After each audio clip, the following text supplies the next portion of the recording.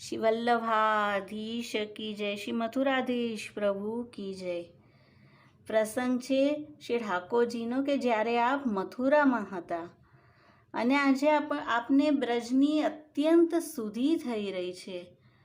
વિરહ વ્યાપ્ત થયો છે, નેત્રમાંથી જલ પ્રવાહ વહી રહ્યો છે ને ઉદ્ધવજી ત્યાં આવ્યા,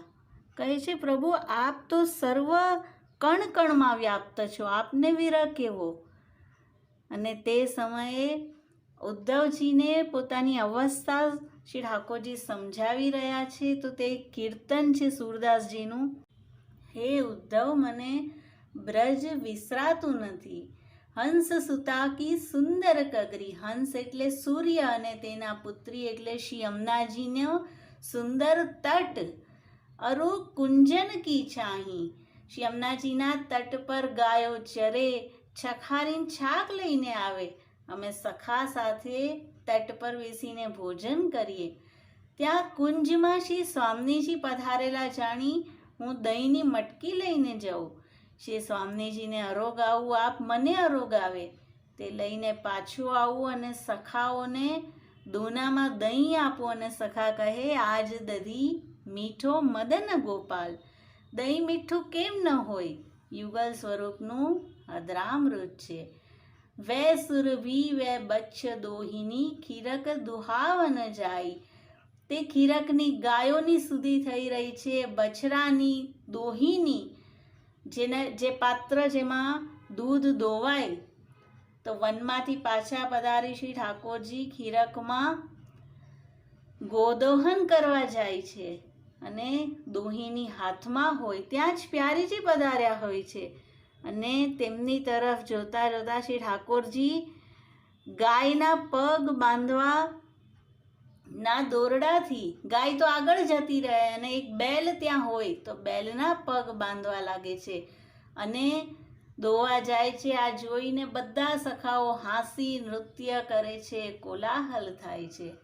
ગ્વાલ બાલ મિલ કરત કોલાહલ, અરુણાચત ગહી બાહી, બધા તાળીઓ દઈ દઈને હસે છે। યહ મથુરા કંચન કી નગરી, આ મથુરા સુવર્ણ નગરી છે,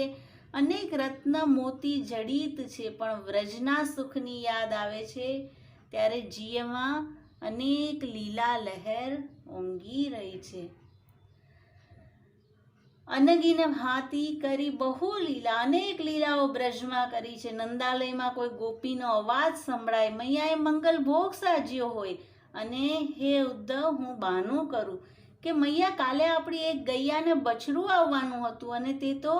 વનમાં જ રહી ગયું, હું હમણાં તે ગાય અને બછરાને લઈને આવું છું, એમ કહીને હું તે ગોપીજનની સાથે ત્યાંથી પધારી જાઉં। અને જશોદા નંદ નિબાહી, નંદ યશોદાજીએ જે મને લાડ લડાવ્યા, જે મારું પાલન કર્યું,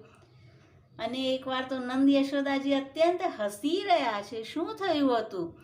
લલન કી બાતન પે બલ જઈએ, હસત રાત કહત મૈયા સો દુલ્હની મોકો चाहिए, છોટા સા લાલન દુલ્હની માંગી રહ્યા છે અને તે સાંભળીને નંદ યશોદાજી હસી રહ્યા છે અને સૂરદાસ પ્રભુ રહે મૌન વે, શ્રી ઠાકોરજી આટલું કહીને ચૂપ થઈ ગયા, આગળ કંઈ બોલી ન શક્યા અને બ્રજની સુધી કરતા પછતાઈ રહ્યા છે, કેમે કરીને બ્રજ વિસરાતું નથી। તો અત્યંત અસહ્ય એવા વિરહનું દર્શન સૂરદાસજી આ પદમાં કરાવી રહ્યા છે। બ્રજ કે ઠાકુર કી જય, સમગ્ર બ્રજમંડલ કી જય।